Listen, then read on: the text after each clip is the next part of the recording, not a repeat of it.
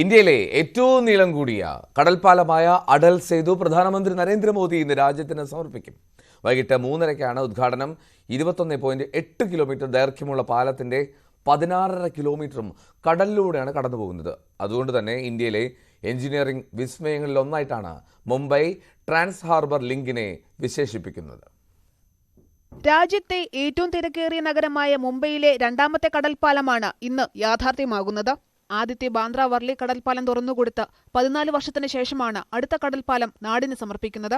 മുൻ പ്രധാനമന്ത്രി അടൽ ബിഹാരി വാജ്പേയിയുടെ സ്മരണാർത്ഥമാണ് മുംബൈ ട്രാൻസ് ഹാർബർ ലിങ്ക് എന്നറിയപ്പെടുന്ന പാലത്തിന് അടൽ സേതു എന്ന പേര് നൽകിയത്.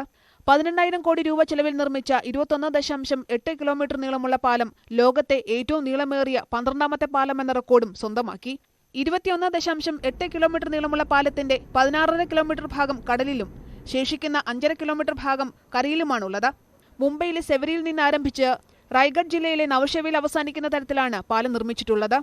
6 വരിയിലൂടെയാണ് പാലത്തിൽ ഗതാഗതം കടന്നു പോകുന്നത്. പാലത്തിൽ വാഹനങ്ങൾ പ്രവേശിക്കുന്നതിന് നിയന്ത്രണങ്ങൾ ഏർപ്പെടുത്തിയിട്ടുണ്ട്. മോട്ടോർ സൈക്കിളുകൾ, മുച്ചക്ര വാഹനങ്ങൾ, ഓട്ടോറിക്ഷകൾ, ട്രാക്ടറുകൾ, മൃഗങ്ങൾ വലിക്കുന്ന വാഹനങ്ങൾ, സാവധാനത്തിൽ സഞ്ചരിക്കുന്ന വാഹനങ്ങൾ തുടങ്ങിയവയ്ക്ക് പാലത്തിലേക്ക് പ്രവേശനമില്ല. 4 ചക്ര വാഹനങ്ങളുടെ പരമാവധി വേഗത മണിക്കൂറിൽ 100 കിലോമീറ്റർ ആയിരിക്കും. പാലത്തിന്റെ കയറ്റത്തിലും ഇറക്കത്തിലും വേഗത മണിക്കൂറിൽ 40 കിലോമീറ്ററായി പരിമിതപ്പെടുത്തിയിട്ടുണ്ട്. പാലം വരുന്നതോടെ മുംബൈ നവി മുംബൈ യാത്ര വെറും 20 മിനിറ്റിൽ പൂർത്തിയാക്കാനാകും. നിലവിൽ ഇതിനായി എടുക്കുന്നത് 2 മണിക്കൂറിലേറെ നേരമാണ്. 2024 മുതൽ 2053 വരെയുള്ള 30 വർഷത്തേക്കാണ് ടോൾ സജ്ജീകരിച്ചിരിക്കുന്നത്.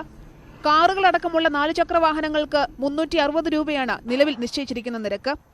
ഇതിൽ പിന്നീട് മാറ്റമുണ്ടായേക്കും. മിനി ബസ്സുകൾക്ക് 560 രൂപയാണ്.